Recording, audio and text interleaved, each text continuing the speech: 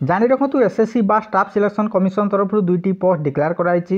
Multitasking staff बा MTS एवं havildar. Multitasking staff बा एमटीएस रे टोटाल पोस्ट 4887 पोस्ट रही एवं हाबिलदार 3439 पोस्ट रही।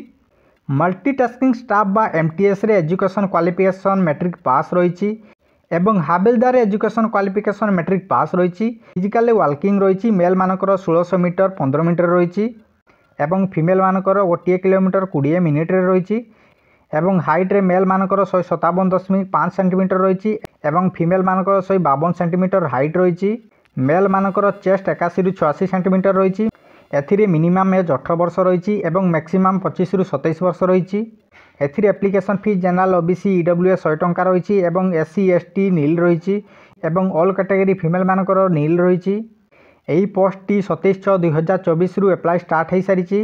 लास्ट एप्लाई ऑनलाइन 31/7/2024 राति 11टा जाए रही। लास्ट पे डेट ऑनलाइन 1/8/2024। करेक्शन डेट 16-17 अगस्त 2024। एथिरे सिलेक्शन प्रोसेस एमटीएस एवं हाबिलदार रे सीबीटी टेस्ट रही। पेपर 1 एवं पेपर 2 एग्जाम रही। पेपर 1 एग्जाम अक्टोबर-नवेम्बर 2024 भितर एग्जाम रही एवं paper 2 exam date paper 1 exam दे सारा पर नोटिफिकेशन पाइबे।